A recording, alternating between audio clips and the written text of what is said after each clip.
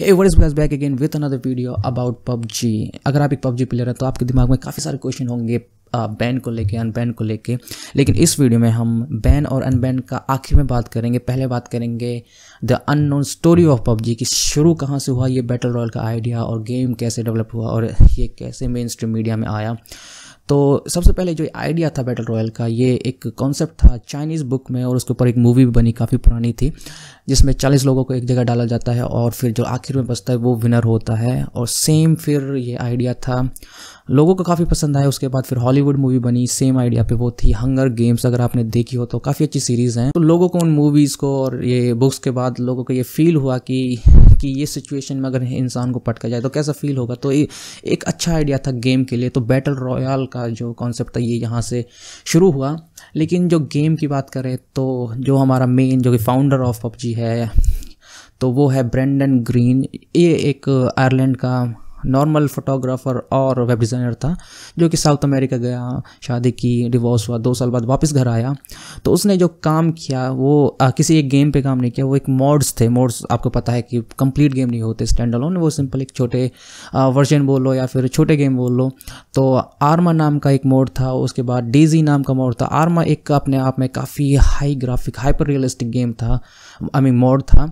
और जो डेजी था वो एक simulated hyper realistic zombie game था जो कि लोगों ने बहुत पसंद किया। उसके बाद सोनी ऑनलाइन एंटरटेनमेंट, जो कि डेब्रेक के नाम से भी जानी जाती थी, उसने ब्रेंडन ग्रीन को हायर किया एज ए गेम कंसल्टेंट, जो कि गेम था H1Z1 किंग ऑफ किल।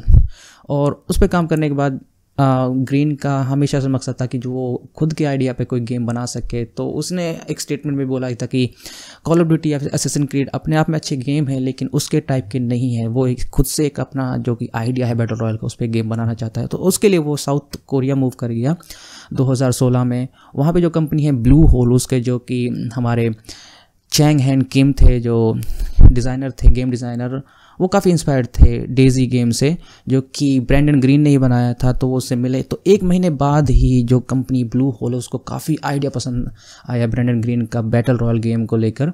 तो उसने 1 महीने बाद ही क्रिएटिव डायरेक्टर अपॉइंट कर दिया ब्रेंडन ग्रीन को ब्लू होल का। और चैंग हैंग किम जो थे, दोनों ने मिलके फुल्ली फ्रीडम थी उन्हें एक गेम पे काम करने की। तो उन दोनों ने 1 साल में फास्ट डेवलपमेंट की इस गेम की, अपने आइडियाज़ उसमें गेम में डाले। तो उस गेम को 1 साल में डेवलपमेंट करके लॉन्च किया। और जो गेम था काफ़ी सिंपल रखा, एक मैप था, एक मोड था, कुछ गन्स थी और सिंपल रूल 100 बंदे, एक बंदा लास्ट में जीतेगा, वो विनर होगा। तो ये आइडिया लोगों को काफ़ी पसंद आया। गेम स्टार्टिंग में जब लॉन्च हुआ March 23 ऑफ 2017, तो पहले ही महीने में जो कि गेम की कीमत थी $20, तो पहले ही महीने में उसकी 1 मिलियन कॉपीज़ बिक गई। नेक्स्ट मंथ 2 मिलियन, उससे नेक्स्ट मंथ 4 मिलियन कॉपीज़, जो कि एक किसी भी गेम के लिए बहुत ही फास्ट और काफ़ी अच्छी सक्सेस थी। और सबसे बड़ी बात थी कि 3 दिन में उसने $11 मिलियन की कॉपीज़ बेची थी। 2017 में जैसे ही लॉन्च हुआ, पहले 4 महीने में उसने 11 मिलियन राउंड्स लोगों ने खेले और स्टीम पे वो सबसे खेले जाने वाला गेम बन गया। 1.29 मिलियन जो कनकरेंट प्लेयर थे स्टीम पे, वो एक टाइम पे उन लोगों ने रिकॉर्ड बना दिया। Dota 2 नाम के गेम का रिकॉर्ड था, उसको तोड़ के। तो बाद में ये इतना सक्सेसफुल हो गया पीसी पे और मोस्ट प्लेबल गेम बन गया ये स्टीम पे। तो उसके बाद PUBG, जो कि हमारी PUBG कॉरपोरेशन थी, ब्लू होल, जो दोनों कंपनी ने मिलके इस को चलाया था, उसने राइट्स दिए टेंसेंट कंपनी को, जो कि चाइनीज़ कंपनी है, जो कि हम मेन उस पर आएंगे एंड में। और उसके पास थे पब्लिशिंग राइट और डिस्ट्रीब्यूशन राइट। फेसबुक ने स्ट्रीमिंग कट लिया अपना। एपिक गेम, जो कि फोर्टनाइट गेम की क्रिएटर है, उसने अनरियल इंजन को इम्प्रूव किया गेम के लिए। तो गेम एक तरह से टाइम पहले ये काफ़ी मेसी कॉम्प्लिकेटेड था, बाद में उसमें काफ़ी फीचर्स ऐड किए, मैप ऐड किए और पूरे गेम एक्सपीरियंस को बहुत ही स्मूथ कर दिया पीसी के लिए। फिर बाद में 2018 में सितंबर में 2018 में इस गेम को iOS और एंड्रॉयड पर लॉन्च किया गया। गेम को सेम वैसा ही रखा गया जैसा कि फर्स्ट लॉन्च पे था, जो कि इसकी सबसे मेन जो कि इसका कैरेक्टर था वो था इसका मैप, जो कि इरेंगल मैप है, जो कि मेन मैप था, उसी से PUBG जाना जाता है। और वो जो मैप है अभी भी सेम है और उसमें इम्प्रूवमेंट कर दी है और वही एक जो लोगों को खेलने में पसंद आता। तो 2018 में जब एंड्रॉयड और iOS पे ये गेम आया तो पहले ही साल लोगों ने उसे इतना पसंद किया, क्योंकि पहले से उसके यूज़र थे पीसी पे, और उसके बाद लॉन्च हुआ पबजी मोबाइल पे। तो इसमें जो सबसे ज़रूरी जो चीज़ थी इसे सक्सेस के लिए वो था ई स्पोर्ट, क्योंकि जो ब्रेंडन ग्रीन का जो पहले आइडिया था कि हम जो ई स्पोर्ट है उसको प्रमोट करें, क्योंकि हम क्रिकेट देखते हैं, फुटबॉल देखते हैं, लेकिन गेमिंग कोई कंपटीशन नहीं होता। तो पबजी पहला एक ऐसा गेम था जिसके लिए ई स्पोर्ट कॉन्सर्ट्स कॉम्पिटिशन्स हुए, जिसमें 100 लोगों को एक साथ बुला के एक साथ खिलाया गया और लाखों का प्राइज़ दिया गया। सेम मोबाइल वर्जन के साथ हुआ। कॉलेज जो इंडिया में, खासकर इंडिया में बात करें तो कॉलेजेस के स्टूडेंट्स थे, 100 कॉलेज ने पार्टिसिपेट किया, लोगों ने नाम जीता। तो स्टूडेंट्स में ये काफ़ी फेमस हो गया। 2018 में मुझे भी याद है, मैं 3rd ईयर में था जब ये गेम आया था। तो हम लोगों ने ये फर्स्ट टाइम पे ही इसे ट्राई किया और हम एकदम एडिक्ट हो गए इस गेम के, और अभी भी हैं थोड़ा बहुत। तो ये गेम इतना फेमस हुआ कि 734 मिलियन इंस्टॉलेशन इसके ऑल अराउंड द वर्ल्ड हुए, जिसमें से केवल इंडिया में ही 174 इंस्टॉलेशन थे, और अभी माना जाए तो 50 मिलियन एक्टिव यूज़र्स थे बिफोर बैन।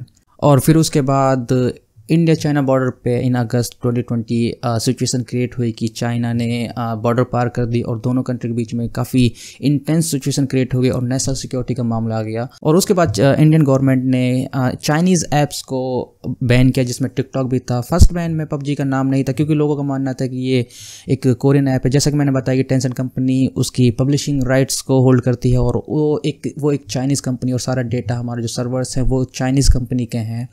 लेकिन फर्स्ट बैन में तो उसका नाम नहीं था, लेकिन उसके बाद सेकंड जो लिस्ट आई थी 118 ऐप्स की, उसमें पबजी का नाम था। लोगों में काफ़ी हलचल मच गई कि ये क्यों बैन हुआ, ये तो एक कोरियन ऐप है। लेकिन जैसे मैंने बताया कि कंपनी कौन सी है वो डिपेंड नहीं करता, कि डेटा किसके पास वो डिपेंड करता है, और वो एक चाइनीज़ कंपनी है, और चाइनीज़ कंपनी के पास डेटा है तो चाइनीज़ गवर्नमेंट के अकॉर्डिंग टू लॉ वो कभी भी उस डेटा को एक्सेस कर सकते हैं। तो ये इंडियन गवर्नमेंट ने ये फैसला लिया, क्योंकि इंडियन सिक्योरिटी का मामला था, और फिर पबजी को बैन कर दिया गया सितंबर 2 को। और उसके बाद लोगों ने आराम से उसे चलाया भी, उसके ऑफिशियल साइट से इंस्टॉल करके, और आपने भी चलाया होगा, अब तक चलाते आए होंगे। लेकिन जैसे ही बैन की न्यूज़ आई थी उसी के बाद ही पबजी ने अनाउंस कर दिया कि वो टेंसेंट कंपनी के साथ कोई भी अपना डील नहीं रखेगा। और उसके कुछ महीनों बाद, जैसे इन अक्टूबर, जो हमारे टेंसेंट कंपनी के जितने भी सर्वर थे इंडिया के, वो सारे शट डाउन कर दिए गए, और 30 अक्टूबर के बाद कोई भी एक्सेस नहीं कर पाया पबजी को, क्योंकि उसमें सर्वर का एरर था, और उस एरर को आप ठीक नहीं कर सकते। और बाकी तरीके हैं, हम बात करेंगे कि आप कैसे उसे खेल सकते हैं अभी। और उसके बाद जो अनबैन का प्रोसेस है वो अभी क्लियर नहीं है, क्योंकि पबजी कॉर्प है एक कंपनी, और ब्लू होल है, और उसकी जो पेरेंट कंपनी माने तो क्राफ्टॉन नाम की कंपनी है, और वापस से अपनी ही कंपनी, अपनी ही सब कंपनी को ये राइट्स देने का बोला है पबजी ने, कि वापस से हम राइट्स अपने लेके अब दोबारा से हम अपनी न्यू पॉलिसीज़ बनाएंगे। वो अभी अपने जो डिस्ट्रीब्यूशन और पब्लिशिंग राइट्स हैं वो टेंसेंट से लेके क्राफ्टॉन को दे रहे हैं, जो कि मर्ज करता है पबजी कॉर्प को, ब्लू होल को और क्राफ्टॉन को एक साथ फिर से, जो कि आपस में एक सब ब्रांड है साउथ कोरिया की। तो इससे एक होप या फिर अंदाज़ा लगाया जा सकता है कि शायद फ्यूचर में, जो कि 2021 में या फिर दिसंबर की स्टार्टिंग में या फिर कुछ ही महीनों बाद ये बैन हट जाए। लेकिन अभी जो प्रोसेस पबजी कर रहा है मर्ज करने का, उसका कोई रिलेशन नहीं है अनबैन से। बट उसका एक फ़ायदा हो गया कि अब इसमें कोई चाइनीज़ कंपनी नहीं है, सारी जो कंपनीज़ हैं वो साउथ कोरियन हैं। तो अगर आप अभी भी होप करते हैं कि पबजी वापस आएगा तो शायद आप सही हैं, और लेकिन उसमें तो कुछ टाइम लग सकता है। लेकिन तब तक आप सबका ये सवाल है कि क्या खेलें। अगर आप पबजी के ही हार्डकोर प्लेयर हैं, एडिक्ट प्लेयर हैं, तो आप कोरियन वर्जन डाउनलोड कर सकते हैं। और वो कैसे डाउनलोड करना है तो मैं अपने एक दोस्त की वीडियो का लिंक नीचे डाल दूँगा, उसमें उसने बताया है। और अगर आप सिर्फ टाइम पास के लिए गेम खेलते हैं तो आप कॉल ऑफ ड्यूटी खेल सकते हैं, फ्री फायर, और भी काफ़ी गेम्स हैं। तो ये एक पूरी स्टोरी थी पबजी की। स्टार्ट कहाँ से हुआ, या आइडिया और एग्जीक्यूट कैसे हुआ, और उसका राइज कैसे हुआ, one of the best game कैसे बना, और उसके बाद नीचे कैसे आया।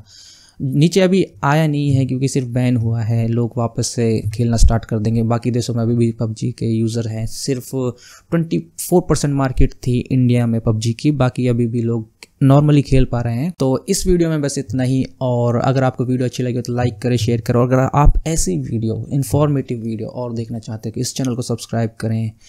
और मिलते हैं अगले वीडियो में। Bye bye.